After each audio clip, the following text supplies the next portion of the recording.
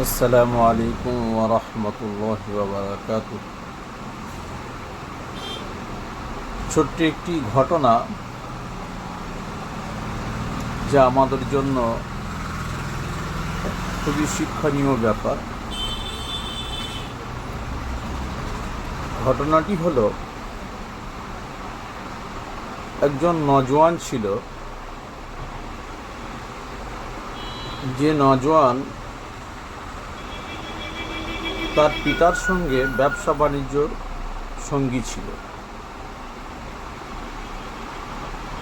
বাজারে যখন মাল বিক্রি করত, সন্তানকে দোকানে বসিয়ে বাপ মার্কেটিং করত, কাস্টমারের সঙ্গে ডিল করত। এভাবে ব্যবসা করতে করতে হঠাৎ একদিন একজন বৃদ্ধা মহিলা এসে কোনো একটা সামান কিনে নেয়, কোনো একটা সামান সে ক্রয় করে। ক্রয় করার পরে বৃদ্ধাটি বললেন যে, আপনি এক কাজ করুন, আপনার এই ছেলেকে আমার সঙ্গে পাঠিয়ে দেন, বাড়িতে গিয়ে সামানটাও রেখে আসবে আর আবার টাকাটাও নিয়ে আসবে। তো সেই কথা অনুযায়ী বাবা ছেলেকে পাঠিয়ে দিলেন। পাঠিয়ে দেওয়ার পরে ওই বৃদ্ধার সঙ্গে যেতে যেতে এমন একটা বাড়িতে গিয়ে পৌঁছালো, যে বাড়িটা খুবই সুন্দর, আলিশান মহল।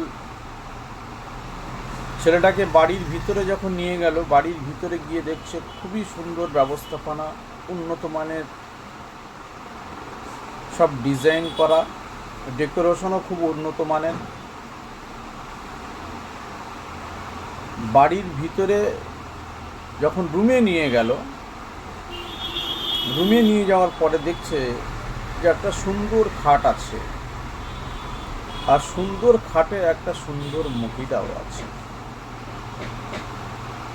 যুবকটিও ছিল টকবকে ফুটন্ত এবং দেখতেও অত্যন্ত সুন্দর। সেই সুন্দর মহিলাটি যুবকটার প্রতি আসক্ত হয়ে যায় এবং এই যুবকের থেকে সে কিছু আনন্দ উপভোগ করতে চায়। এইভাবে সে যুবকটিকে কাছে ডাকে। যুবকটি তখন বুঝতে পারল যে এই মহিলাটি আমার সঙ্গে কোনো অসৎ আচরণ করার উদ্দেশ্য নিয়ে এইরকম করতে যাচ্ছে বা আমাকে ডাকছে। তো যুবকটি মানা করলো যে এই সমস্ত কাজ আমার দ্বারা হবে না, আমি এরূপ কাজ করতে পারবো না। মহিলাটি কোনো রকমভাবে তাকে ছাড়ছে না, জবরদস্তি করছে। তখন ওই যুবকটি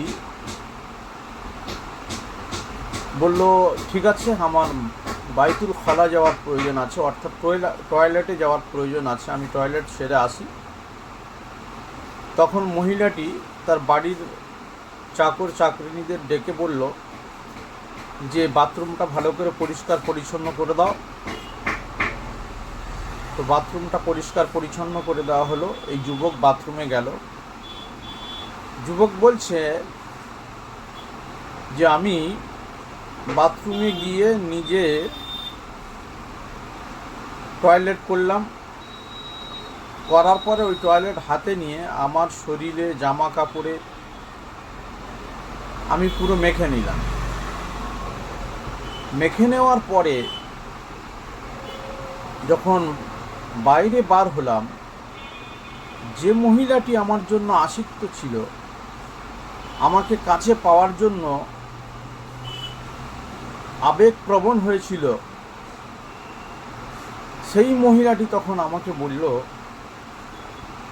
যে, এ পাগল পাগল পাগল। বাড়ির চাকর চাকরানীদের বলল যে, একে বাইরে বার করে দাও, যতটুকু দ্রুত সম্ভব বাইরে বার করে দাও। তাকে বাড়ি থেকে বার করে দেওয়া হলো। বাড়ি থেকে বার করে দেওয়ার পরে সেই ব্যক্তিটি বাইরে বার হয়ে নিজেও গন্ধ অনুভব করছি, অপরিষ্কার তাকে নিজেও মনে হচ্ছে। তার কাছে একটা টাকা ছিল, তখন ওই একটা টাকা দিয়ে একটা সাবান কিনে একটা কোনো নহরে গিয়ে সেখানে গোসল করে, সাবান ব্যবহার করে, কাপড় পরিষ্কার করে করে রীতিমতো সে বাড়িতে চলে আসে। বাড়িতে আসার পরে যখন রাত্রে সে ঘুমায়, স্বপ্নের মাধ্যমে সে দেখছে যে একজন ফেরেশতা তার কাছে এসেছে সুসংবাদ নিয়ে। কি সুসংবাদ? সুসংবাদটি হলো, ফেরেশতা বলছে যে আল্লাহর পক্ষ থেকে তোমার জন্য জান্নাতের সুসংবাদ শোনাতে এসেছি আমি, তোমার জন্য জান্নাতের সুসংবাদ রইল। আরও একটি কথা বললেন যে তোমার জন্য আমি একটা খুশবু নিয়ে এসেছি। এই দুটি সুসংবাদ তাকে দিল। এবং কি কারণে জান্নাতের সুসংবাদ নিয়ে এসেছে এবং খুশবু কেন নিয়ে এসেছে, এটা কিভাবে জানা গেল? ওই যুবকটি ওই দিনের পর থেকে যতদিন বেঁচে ছিল তার শরীর থেকে অনর্গল খুশবু প্রবাহিত হতেই থাকত। তো ঘটনাটি ঠিক এই রকম। কিভাবে জানাজানি হলো? তার কোনো এক বন্ধু তাকে জিজ্ঞাসা করছে, আরে তুমি কি আতর ব্যবহার করো যে এত সুন্দর খুশবু বার হয়, সারাক্ষণ বার হয়, তুমি কেন এত ফালতু খরচা করো, এত আতর ব্যবহার করে অযথা পয়সা নষ্ট করো? সে তখন হাসতে হাসতে বলছে, ভাই আমি কোনোদিনও আতর কিনিনি এবং আতর আমার শরীরে লাগাইও নি, আর আগামীতে আমাকে কোনোদিন আতর কিনতেও হবে না। সে বললো, কেন? আতর তুই কিনে লাগাস না, চুরি করিস তাহলে, কারোর থেকে চেয়ে মাগিস? বলছে তাও নয়। তাহলে? বলছে যে কথা বলা যাবে না, এটা একটা রাজ।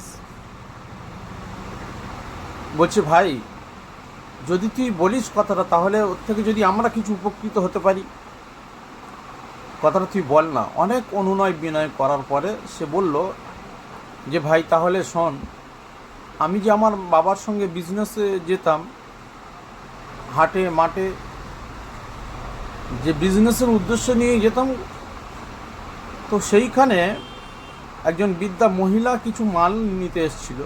সে মাল কিনে নিয়ে যেতে পারবে না বৃদ্ধা। সে বলল যে আপনার ছেলেকে পাঠিয়ে দেন, আমার বাবাকে বলল, আর আমার বাড়িতে পৌঁছেও দিয়ে আসবে, টাকাটাও নিয়ে চলে আসবে। তা আমি তার বাড়িতে গেলাম। যাওয়ার পরে যে ঘটনা আমি পূর্বে বললাম, ওই রকম ঘটনা আমার সঙ্গে ঘটেছে। তো ফেরেশতা এসে আমাকে দুটো সুসংবাদ দিয়েছে সেই রাতে।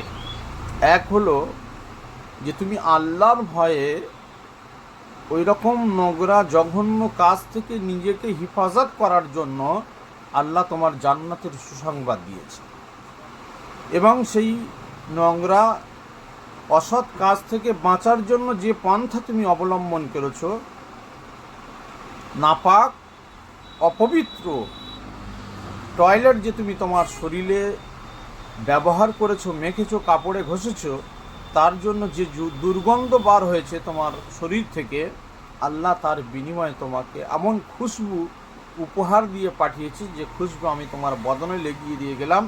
সারা জীবন তুমি যতদিন বাঁচবে এই খুশবু তোমার শরীর থেকে প্রবাহিত হতেই থাকবে কিয়ামত পর্যন্ত। তো আল্লাহ রব্বুল আলামিনের ভয়ে যারা নিজেদেরকে কন্ট্রোল করে, নিজেরা গুনাহ থেকে বাঁচার চেষ্টা করে বা গুনাহ থেকে বাঁচে, আল্লাহ রব্বুল আলামিন পবিত্র কোরআন পাকের মধ্যে বলেছেন, ওয়ালিমান খাফা মাকাম রাব্বিহি জান্নাতান। আল্লাহ রব্বুল আলামিন তাদেরকে একটা জান্নাত দেবেন না, বরং ডবল জান্নাত দেবেন। তা আমরা যদি আল্লাহর ভয়ে, প্রকৃত আল্লাহর ভয়ে, মানুষের ভয়ে নয়, আইন আদালতের ভয়ে নয়, পুলিশ প্রশাসনের ভয়ে নয়, নিজের সম্মান যাবে এই ভয় নয়, নিজের প্রতিভা নষ্ট হয়ে যাবে এই ভয় নয়, বরং শুধুমাত্র আল্লাহর ভয়ে যদি আমরা গুনাহ ছেড়ে দিই, আল্লাহর ভয়ে কোনো গুনাহ থেকে যদি পিছপা হই, তাহলে আল্লাহ রাব্বুল আলামিন ওয়াদা করেছেন, অঙ্গীকার করেছেন, যারা আল্লাহর ভয় করে পৃথিবীর জমিনে চলে, আল্লাহ তাদেরকে ডবল জান্নাত দান করবে। আশা করি আমরা যারা শুনছি বা শুনব, নিশ্চয়ই ব্যাপারটা অত্যন্ত গুরুত্বপূর্ণ ব্যাপার এবং ঘটনাটি খুবই মূল্যবান ঘটনা, যেটা উপস্থাপন করলাম। আপনারা এইভাবে যদি সাথ দেন, ভালো মনে হয় যে এরকম কথা কিছু আপনারা শুনতে চান, তাহলে আপনারা কমেন্টে জানাবেন। আশা করি এরকম কিছু গুরুত্বপূর্ণ কথাবার্তা আপনাদের সামনে যাতে উপস্থাপন করতে পারি, সে আশা রাখবো ইনশাআল্লাহ। আসসালামু আলাইকুম ওয়া রাহমাতুল্লাহ।